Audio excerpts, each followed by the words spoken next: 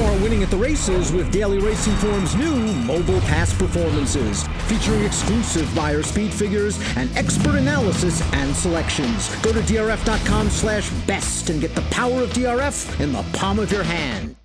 Dan Illman, Mike Beer, race number 9 at Belmont Park on Belmont Stakes Saturday, kicks off the late pick 4 and does so in style. Let's take a look at the field for the Grade 1 Jaipur. We're going 3/4 of a mile on the inner turf.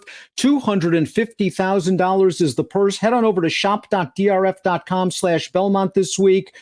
DRF expert betting strategies with Mike and the Naira morning line maker David Aragona. Betting strategies, tickets, lots more. Mike, a lot of folks obviously are going to be looking at the Acorn and Gamine. The Belmont Stakes is the main event, one of the 3 legs of the Triple Crown. This race, though, I think might be a show stealer. Some really nice turf sprinters on display.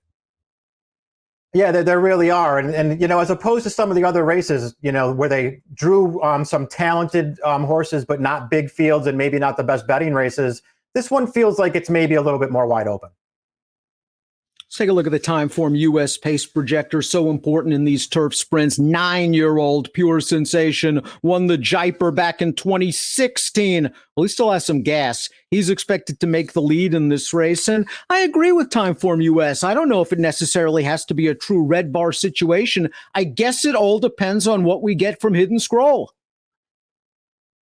Right. Yeah, that's how I looked at it, too. I think Hidden Scroll, in a lot of ways, is the key to the race and also the key to the pace, Dan. We'll see if he can he's got a lot of speed. I don't know if he has turf sprint speed. The number 1, Kanthaka, has not been seen since May of 2019. That day, he made his turf debut and he ran 3rd in the Grade 3 Daytona. We'll watch that race right now. Kanthaka usually is a one-run closer, but they went so slow in this race that Kanthaka got right up to the pace early, and he'll finish an even 3rd behind Eddie Caskell, who just got up close to the pace and at that point was in raging form. Eddie Caskell would come out of this race to win the Siren Lure with a 100 buyer speed figure. After this race, Kanthaka was taken to New York. He was going to run in the poker. He missed time. He's missed a lot of time. This is a tough spot off the layoff. He's a new gelding for Graham Motion. Yeah, I mean, we'll see what we get. He's a horse who's, you know, was cut out to be pretty nice right from day one. I guess you could look at him and say things haven't necessarily panned out quite all the way, but he's still a pretty nice horse. I thought his turf debut was fine, Dan. There was no pace in that race. He was running on at the end of that race. To me, if nothing else, it suggests he can handle the turf. This is a very, very long layoff, though. Alexandra, the number 2, a mare taking on the boys. Well, she's done it before. She's done it at Belmont, going 3/4 on the inner turf, and no problem whatsoever. She needs pace because when she gets pace, she kicks hard, as she did in her seasonal debut, the Grade 2 Monrovia. Let's watch that race right now. She's last turning into the stretch. Joel Rosario's going to ease her to the outside, and she just has a little bit too much to do. The mare that beat her, Jolie Olympica, is a very talented horse. Yeah, it was a big advantage for Jolie Olympica in this spot because she has more tactical speed and sat right up, and you saw Jolie Olympica there just sort of kicking in very late to take over, had it timed perfectly, and won that race with a 103 buyer. I thought Alexandra ran her race, Dan. She's second off the layoff now. Listen, she needs a trip and she needs some pace, but Rosario fits her perfectly. He rides her the right way every single time and gives her a chance to win. Texas Wedge, the number 3, had a big fall and winter on the turf, winning 3 consecutive turf starts, especially the Grade 2 Joe Hernandez from off the pace, the World of Trouble at Gulfstream. Last time out in the Daytona, I thought he ran okay. I thought it was a good building block race. I think they were probably using the Daytona as a prep for this.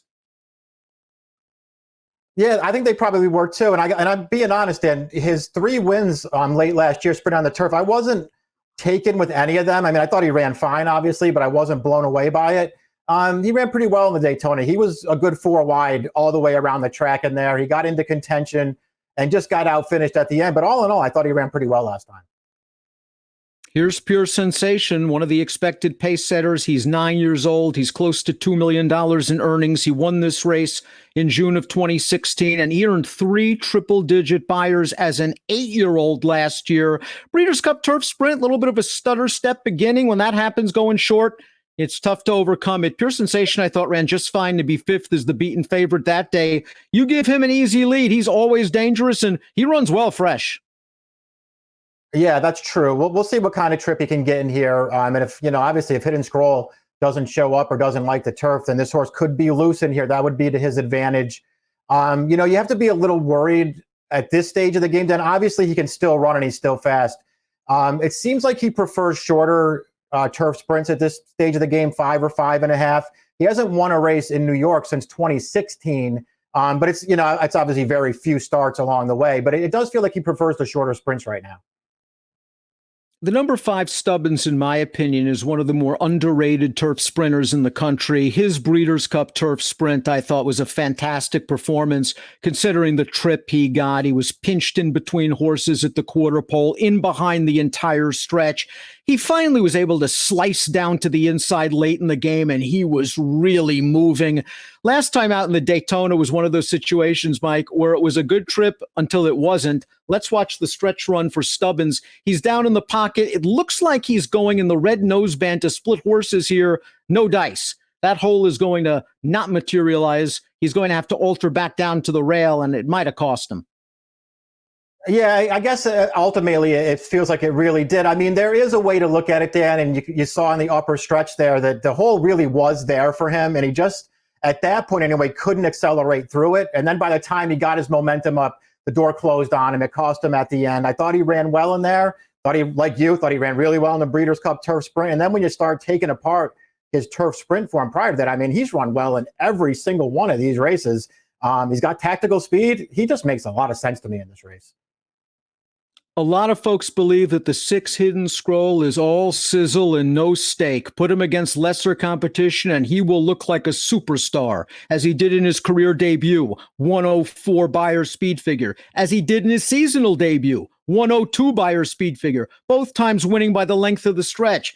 You put him in against better horses, it hasn't worked out for Hidden Scroll. He was bet hard in his turf debut. He missed the break. He threw the rider. This horse has got a big turf pedigree, Mike, and I don't know, maybe 6 on the turf's what he's been waiting for his whole career.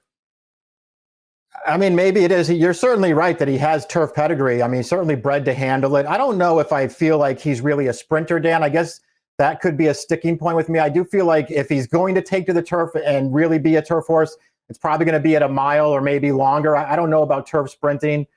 I don't really know what to say about him, Dan. We'll see. Maybe he won't take money in here, and if you like him, you can bet him. He's just really not for me in this race.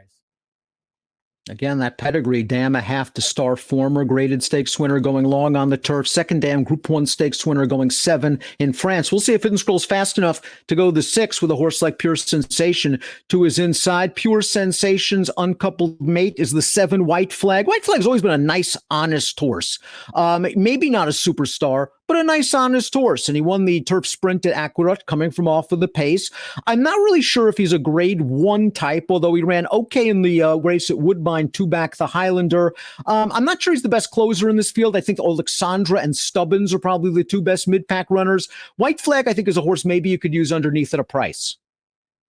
Yeah, I don't disagree with any of that. If I'm being honest, I haven't been his biggest fan, but he's certainly pretty good. He really likes Belmont Park. I think the 6 furlongs is a really good distance for him. All those things could conspire to, wanting someone to take a pretty good price on this horse. I'm not his biggest fan. I don't think the layoff did him any favors either. And Lon Twist is a bit of a reach. His seasonal debut, he was 78-1 in the first Defense Stakes. He got up close to a fast pace and he paid the price. And he's right now just looks like a nice little optional claimer that's been thrust into a difficult situation. Yeah, agreed. I mean, I like Lon Twist as a horse. I just don't like him in this kind of race. Let's take a look at our top picks for the Grade 1 Jaipur, kicking off a late pick 4 on Belmont Stakes Saturday. We've got the same exacta, just in inverted order. Mike has Stubbins, so I think we'll get a slight jump on Alexandra. I think Stubbins has a little more tactical speed and can sit in mid-pack. I think he's underrated and is going to come running. I know Alexandra will be flying in the stretch. The question is, will she get enough pace? 2, 5, 3, 4 for me. I think you're going to get a decent price on Stubbins, Mike. I mean, I hope so. I feel like I just feel like he makes a lot of sense in this race. And I agree with you. I think he could get the jump on Alexandra in here. 2534 for me, 5217 for Mike. The grade 1 Jaipur Stakes. Again, it kicks off that pick 4. You can play that wager with a DRF Bets account. Sign up, drf.com/bet. Double your first deposit up to $250. Approximate post time for the grade 1 Jaipur. Should be a real barn burner at Belmont Park on Belmont Stakes Saturday, 4:53 Eastern. Good luck.